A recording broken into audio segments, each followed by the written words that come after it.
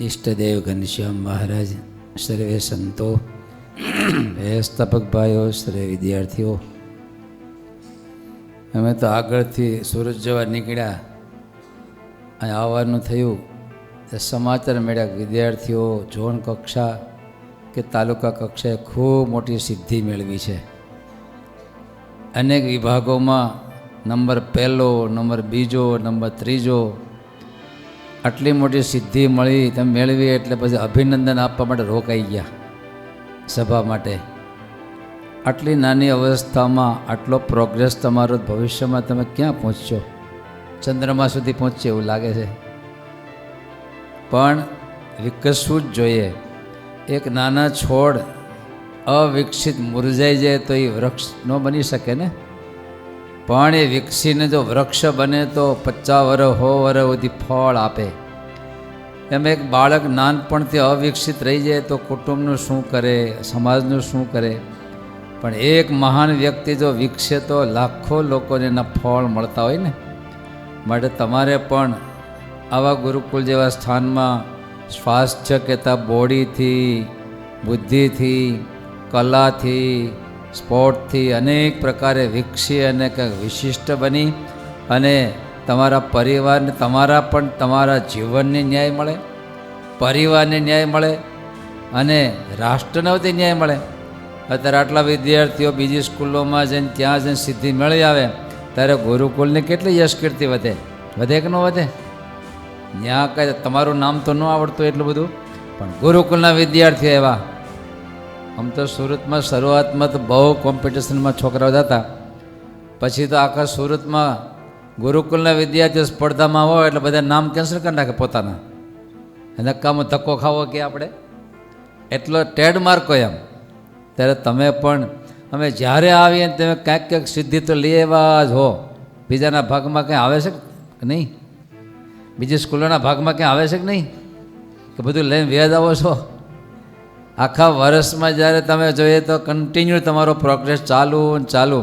આ બધો આધાર છે તમારા સંચાલક શ્રીઓનો, મહારાજની કૃપા, સંતોના આશીર્વાદ, તમારા આચાર્યશ્રી, તમારા શિક્ષક મિત્રો અને આપણા મેદાનો. ઘણી સ્કૂલને મેદાન જ ન હોય, સીધો રોડ ઉપર ઉતરે. ભાગ્યે અમુક સ્કૂલોને મેદાન છે.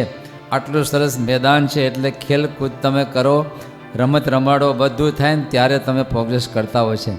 ત્યારે ખૂબ સારા સંકુલમાં છો, પણ એક જ છે કે આનો સદુપયોગ કરો. કેવો? આમાં કેટલા વિદ્યાર્થીઓને જન્મજાત ભગવાને બૌદ્ધિક શક્તિ આપી હોય, કોઈને બોડી શક્તિ આપી હોય, કોઈને કલા શક્તિ આપી હોય, કોઈને કંઠમાં ગાયન શક્તિ આપી હોય, કોઈને વાજિંત્રની શક્તિ આપી હોય. આ બધાને વિકસાવવું જોઈએ.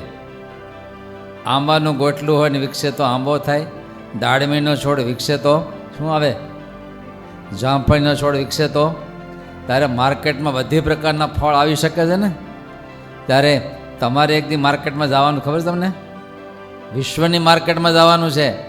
તમારા ગુરુકુળના બાળકોનું માર્કેટ તો જોરદાર છે ને, નહીં હોય જોરદાર?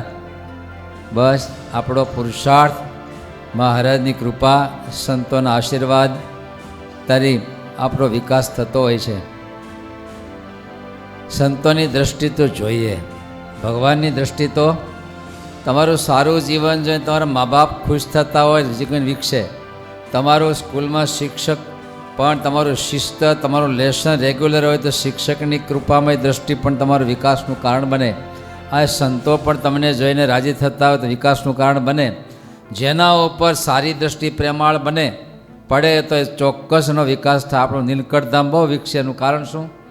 જે લોકો નીલકંઠધામ આવે એ ખુશ બહુ થાય. વાહ ભાઈ વાહ, વાહ ભાઈ વાહ. ઘણે ઠેકાણે ગયા હોય તમે અહીં ક્યાં આવી ચીડ્યા, એટલે એ ધીરે ધીરે ડાઉન થાય. આ એ કંઈ ડાયા દીકરાનું તોફાન એ બધા ક્યાંથી આવી ગયો એટલે એ ધીરે ધીરે ડાઉન થાય ને. પણ કોઈક પણ ક્ષેત્રમાં તો આપણે આગળ આવવું જોઈએ. અહીંયા સ્ટેજ ઉપરથી કોઈક ક્ષેત્રમાં એકાદી વાર તો ઇનામ લેવું છે આપણે.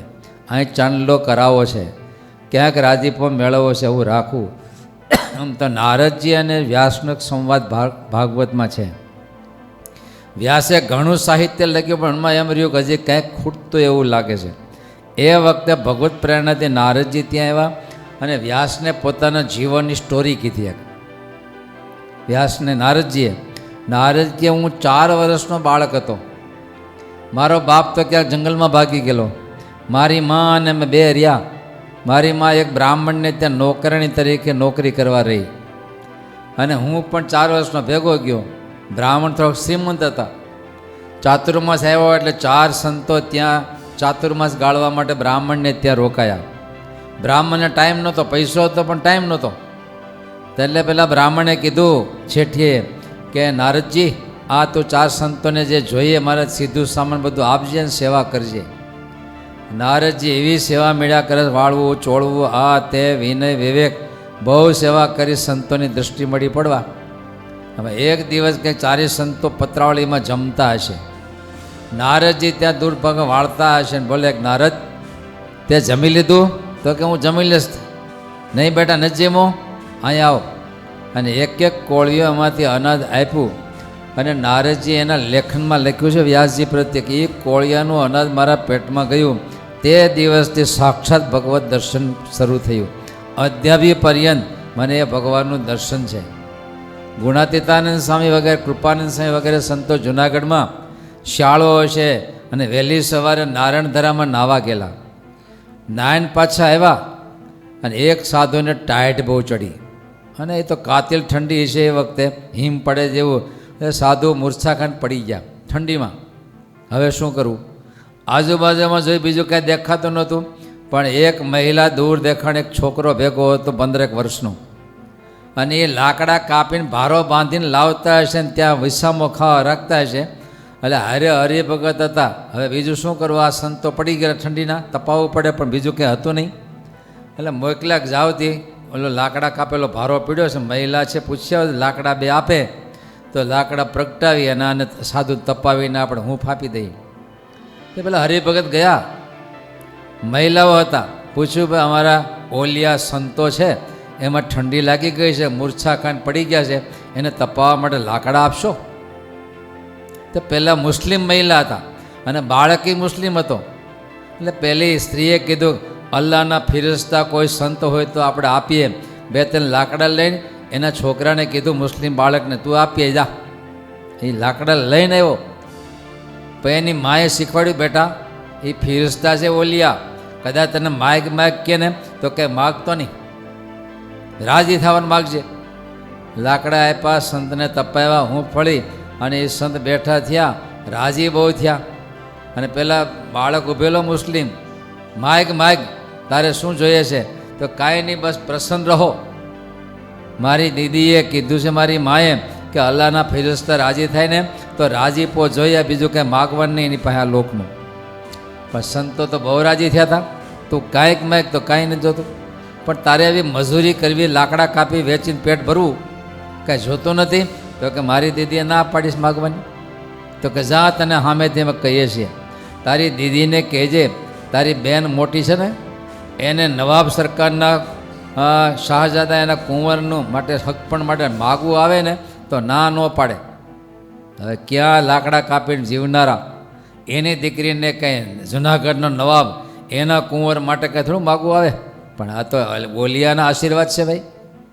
આવા આશ્રમમાં હોય ત્યારે ભગવાનની દૃષ્ટિ આપણા પર પડે, સંતોની દૃષ્ટિ પડે, શિક્ષકોની દૃષ્ટિ પડે તો એનાથી બહુ ખીલી જાય. જરા સંતોની દૃષ્ટિ પડી કે તારી માને કહેજે તારી બેન માટે નવાબમાંથી દરબારમાંથી માગો, ના ન પાડે. મહિનો થયો અને કંઈક એ કુંવરનું હક પણ કરવાનું હશે અને એમાં એની બેન ઉપર દૃષ્ટિ પડી અને એને યારે માગું કીધું. એટલે ઓલા ઓલિયા પુરુષ કોને સંતોએ કીધું હતું ને, એટલે હક પણ માટે બેનનું હા પાડી દીધી. અને બેન તો ભાઈ નવાબ એના કુંવર એની રાણી થયા.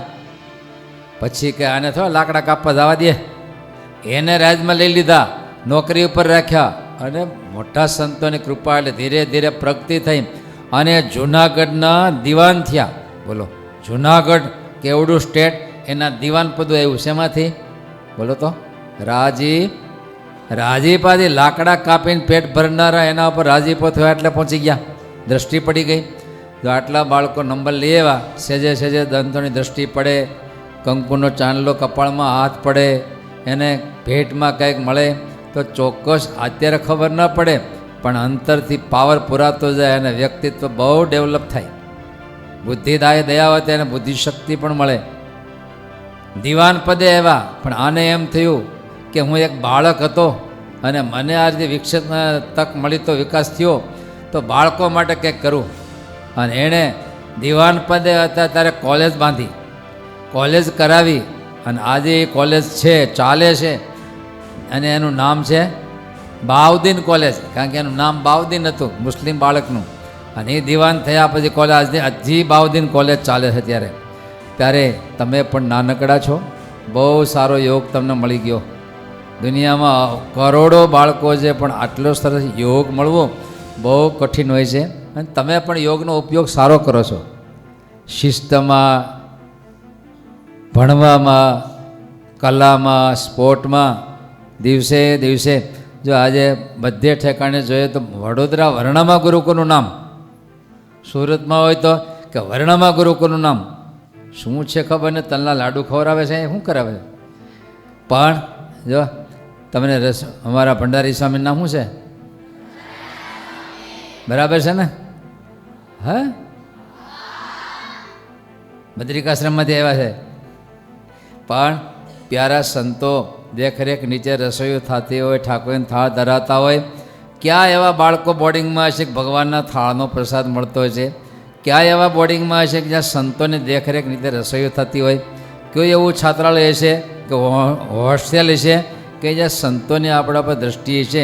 ત્યારે શાસ્ત્રીજી મહારાજે સરસ મજાનું ગુરુકુળ કર્યું, અને એમાં તમારા કરોડ જન્મના પુણ્ય છે ત્યારે પ્રવેશ મેળ્યો, અને તમને ફાવી ગયું પાછું. નકર વળી ઘણા ડીંડા હોય ફાવે નહીં પાછું, પણ તમને ફાવી ગયું એમ નહીં. કાયમ બે પાંદડા છોડ કાઢે છે ને. નવીન નવીન જ્યારે આવે તે કે સમાચાર હોય કે આ બાળકો આ ઠેકાણે નંબર લઈએ એવા, આ કરીએ એવા, તે કરીએ એવા. અને અમે આવી ત્યારે ઓલું કેવું નૃત્ય કહેવાય, આ એક્શન ગીત. હા, એટલે આ ખીલતા છોડ છે, ખીલતો બગીચો છે. અમે ભગવાનને પ્રાર્થના કરી, કારણ કે તમે ભગવાન સ્વામિનારાયણના છો, ઉપરિયામણ ગુરુકુલના છો, એટલે અમે સંતો કંઈક અમારા છો. એટલે પોતાના હોય એના પ્રત્યે હવને દૃષ્ટિ હોય ને ભાઈ, ત્યારે તમે અમારા સંતોના છો. એટલે વારંવાર મહારાજને પ્રાર્થના કરી કે તમે હાજા તાજા અને પ્રગતિશીલ રહ્યો. કેવા? હાજા રહ્યો, તાજા રહ્યો અને પ્રગતિશીલ રહ્યો. અને ભવિષ્યમાં તમારા જીવનથી તમે મોટો ગોલ, બોલો, મોટો ગોલ એને સિદ્ધ કરો, એવી શ્રી ઘનશ્યામ મહારાજના ચરણોમાં પ્રાર્થના. જે વિદ્યાર્થીઓ નંબર લઈ આવ્યા સ્પોર્ટમાં, ભગવાન વિશેષ એના ઉપર રાજી થાય. અને જે બેસ્ટ સ્ટુડન્ટ આવ્યા ને, 1 થી 3માં જેને નંબર લીધા, દર મહિને આવું કરે છે, તો દરેકે કોડ રાખો, મારો તિલક ચાંદલો, મારું શિસ્ત, મારું રહેવું, મારું બોલવું, દરેક બાબતમાં મારું જે પરફેક્ટ થાય, આવું તાન રાખીને આગળ વધતા રહેજો. જય સ્વામિનારાયણ.